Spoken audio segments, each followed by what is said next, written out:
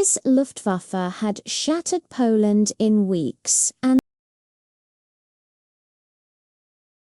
the British Expeditionary Force. Now, with Britain standing defiantly alone, Gring made a promise that would define the summer. Give him 3 weeks of good weather, and he would. 21 days, that was all he needed to clear the and pave the way for Operation Sea Lion, the seaborne invasion that would bring. And Hitler believed him. Why wouldn't he? Gring commanded the largest, most. Nearly 2,800 aircraft were spread across occupied France, Belgium, Holland. His bombers had already turned Rotterdam and his fighter pilots were seasoned aces, veterans of the Spanish Civil War and the Blitzkrieg through France. Against this seemingly unstoppable, they had roughly 650 operational fighters, many of them flown by young men barely out of their teens. To Gring, the outcome was a mathematical certainty. The plan was brutal and direct. Waves of Heinkel and Dornier bombers, escorted by elite Messerschmitt Bf 109 fighters, they would smash airfields, burn hangars, and wipe out the RAF on the ground. The 3-week deadline wasn't just the German Navy, the Kriegsmarine, had made it crystal clear they would not risk their invasion fleet in the Channel until the Luftwaffe had absolute. They had seen what the Royal Navy's guns could do at Dunkirk, and they knew those same destroyers would mercilessly slaughter slow. But if the Luftwaffe could sweep the RAF aside, if Gring's bombers could pulverize Portsmouth and Dover, while his fighters massacred any. For a few crucial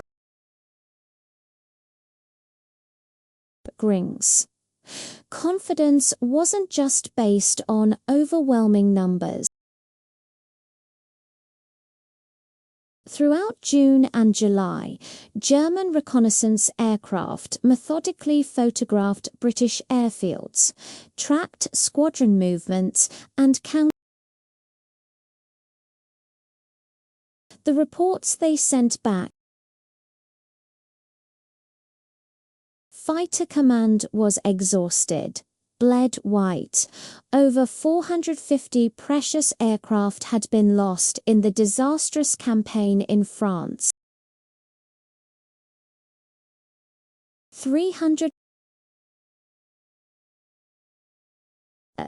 back in Britain. Factories were working day and night to replace the lost Hurricanes and Spitfires. Pilot training courses, which normally took 6 months. Many of the new pilots could barely navigate through a cloud, let alone face Luftwaffe. On August 1, 1940, Gring issued Directive No. 17. The objective was chillingly simple: destroy the Royal Air Force. The remaining 2 weeks would be for mopping up By late August, he promised his Führer the Luftwaffe would rule the sky, and the invasion. His top commanders Hugo Sperrel, Albert Kesselring, and Hans-Jürgen bombers were loaded, fighters were fueled. All that. What none of them realized, what their intelligence reports had completely missed, was that the RAF was not like. For 4 years, a quiet, stubborn Air Chief Marshal named Hugh Dowding had been building something revolutionary. It was a network, a brain, that connected a chain of newfangled radar stations along the coast with thousands. All this information fed directly into command centers that. It wasn't a weapon, it was a method. Dowding's system meant that Britain didn't need to waste precious fuel and pilots. It meant his squadrons could strike precisely. And it meant that Gring's confident 3-week promise was about to collide with a defence built to bend without breaking a system designed to trade brute force for cunning. The Great Offensive, codenamed Adler Tag or Eagle Day, was set for August 10th, but the notorious. When the morning of the 13th finally dawned, at 5:30 a.m., thick clouds. Albert Kesselring, commanding the formidable Luftwaffe II, hesitated and. But in the radio silence and confusion of the early morning, some turned back over the channel, others committed.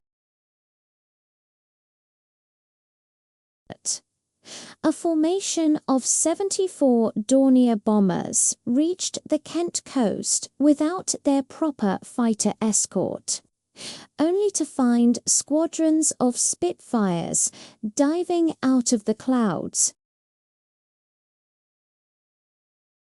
The result was a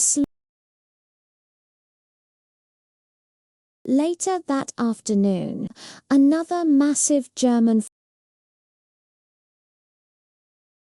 Their targets were the airfields at East Church Detling and Rochester.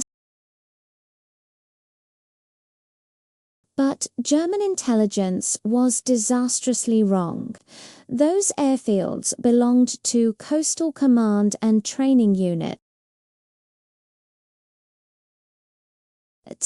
They bombed the wrong targets, destroying reconnaissance planes and training fields, while Britain's real fighter fortresses Biggin Hill, Kenley and. It was a critical, unforced error. The RAF's fighter airfields were dispersed, cleverly camouflaged, and interconnected in ways the Luftwaffe. They even used decoy airfields with fake wooden aircraft and burning oil drums to fool the German bombers in. The Luftwaffe's maps, rushed and all. By the end of Eagle Day, the Luftwaffe had flown nearly 1,500 sorties. Fighter Command had flown 700 sorties and lost 13 fighters. But the raw Gring had promised swift, decisive devastation. What he delivered. As night fell over Europe, his bomber crews limped back to their bases in France, counting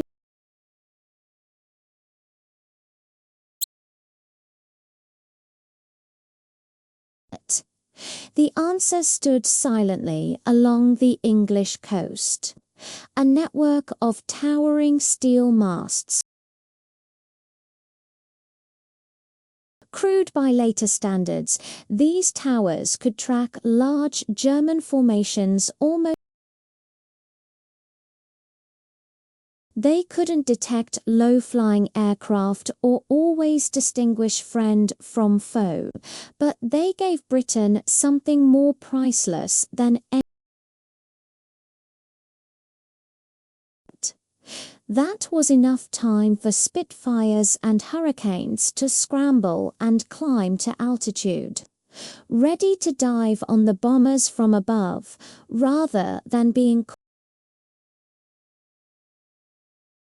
Every radar detection was fed into the nerve center of fighter command. There, women of the WAF plotted the enemy raids as colored blocks. Sector controllers, watching the attack unfold in real time, could give precise orders to the squad. Vector what intercept 15 miles south. Minutes later, pilots would hear those instructions crackle in their headphones. Push their throttles. The speed and precision of this system. They had expected to find scattered, exhausted defenders, not a well-oiled, coordinated machine that could strike, retreat, refuel, rearm. Through the middle of August, this pattern. Massive German raids were met by smaller, but Gring grew more and more impatient. His glorious 3-week victory was slipping away, replaced by a grim reality of mounting losses and a stubborn enemy. For Dowding's fight, they were always outnumbered, but they endured. Each radar tower, each WAAF plotter, each sector controller, and each young pilot scrambling from a grass. They had transformed Britain into a fortress, not of concrete and steel. In the summer skies above southern England. The fate of Europe was being decided not by numbers or promises, but by resilience. Thank you so much for watching. If you found this story as fascinating as I do, please and ring the bell so you don't miss our next dive.